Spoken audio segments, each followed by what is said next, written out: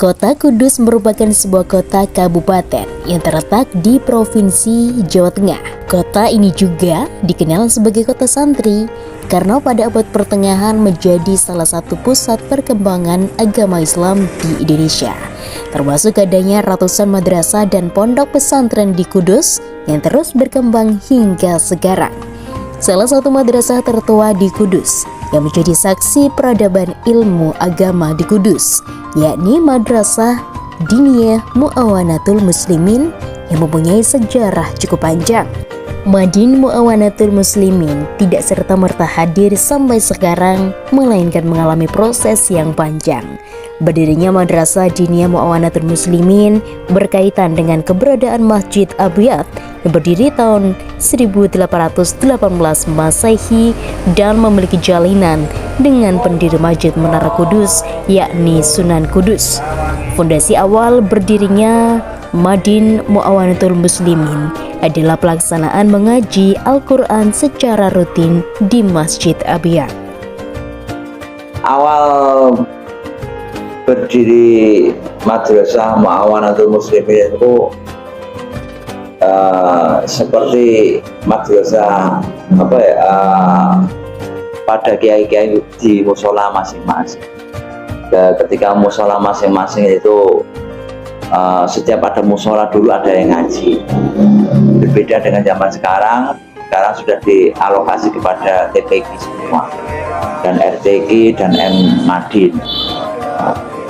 Karena tahun 115 itu abad ke-15 itu Mbah Sunan Kudus, kehidupannya Mbah Sunan Kudus, dan Mbah Sunan Kudus banyak tamu, banyak yang nggak ketemu, banyak yang ketemu. Yang nggak ketemu, yang nunggu itu berada di Kenepan. Maka Kenepan itu artinya tempat menginap. Ketika tahun 1694 Mbah Sunan sampun sumare, penginapan itu dibuat masjid pada posisi soko yang ajek tetap. Terus setelah itu para kiai, para wali waktu itu mengadakan pengajian di situ, meneruskan dakwah pun Mbah Sunan Kudus berada di Kenepan karena tidak berani di Masjid Menara karena khawatir kurang adab, kurang santun. Maka di Kenepan itu mulai ngaji. Maka di situ mulai berdirilah Madrasah Mu'awanatul Muslimin sebelum ada bangunan. Sesuai dengan namanya, Mu'awanatul Muslimin yang memberikan arti penolong bagi mereka yang beragama Islam. Adanya Madin ini juga didirikan untuk menambah pengetahuan agama Islam. Sebab dahulu belum ada pengetahuan agama Islam dalam sekolah formal. Sehingga berkembangnya zaman, kini sekolah formal banyak yang memprioritaskan mata pelajaran agama Islam. Madrasah Diniyah merupakan evolusi dari sistem belajar yang dilaksanakan pesantren salafiyah yang berjalan secara tradisional. Metode yang digunakan adalah halaqah atau sorogan, yaitu seorang guru duduk di lantai dikelilingi oleh santri dan para santri mendengarkan keterangan guru tentang ilmu agama Islam. Akan tetapi seiring berkembangnya zaman, metode pengajaran di Madin Mu'awanatul Muslimin menggunakan sistem mata pelajaran dan kelas. Mapel yang dulu diajarkan oleh para yai itu Oke, dan Quran saja.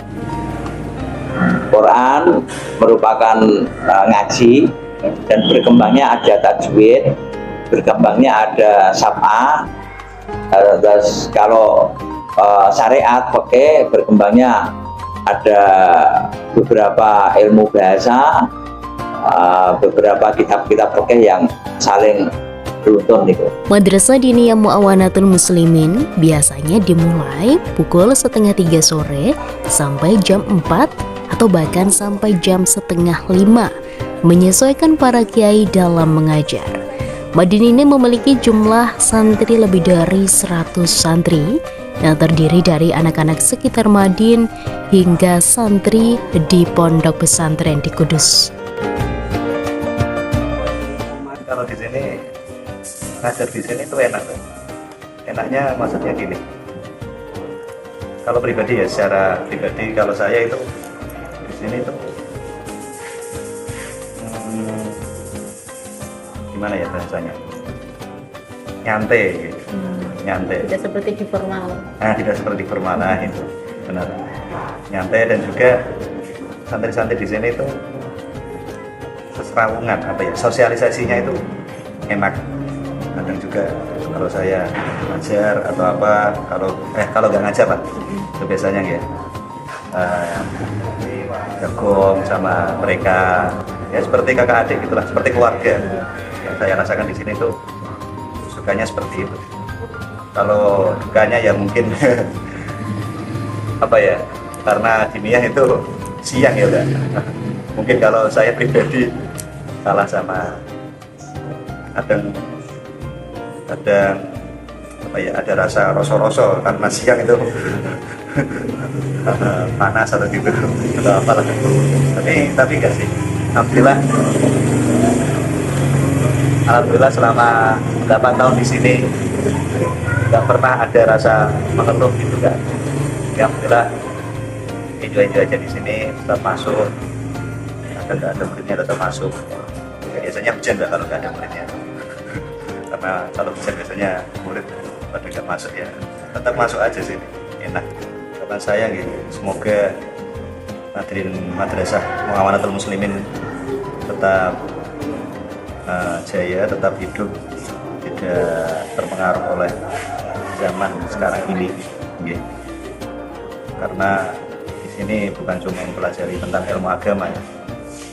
Kalau kata kepala sekolahnya itu di sini itu bukan cuma yang dipelajari tentang masalah syariat, tetapi juga batiniyah.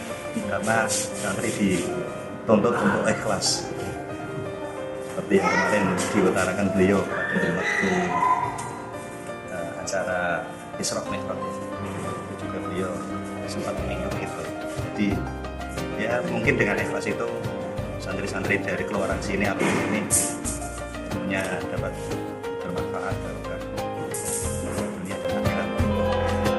Bagi pendidikan keagamaan, pengamalan ilmu di dalam masyarakat menjadi salah satu tolak ukur keberhasilan santri yang telah kembali di masyarakat.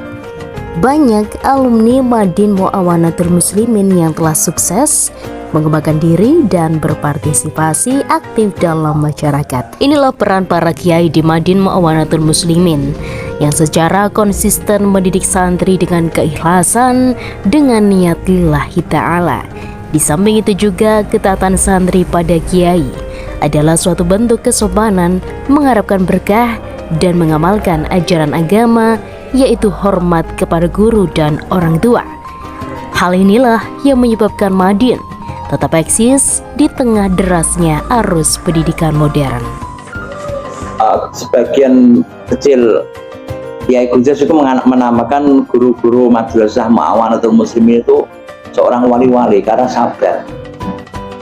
Diberi murid seperti itu, nanggulangi, ada yang pintar, ada yang tidak pintar.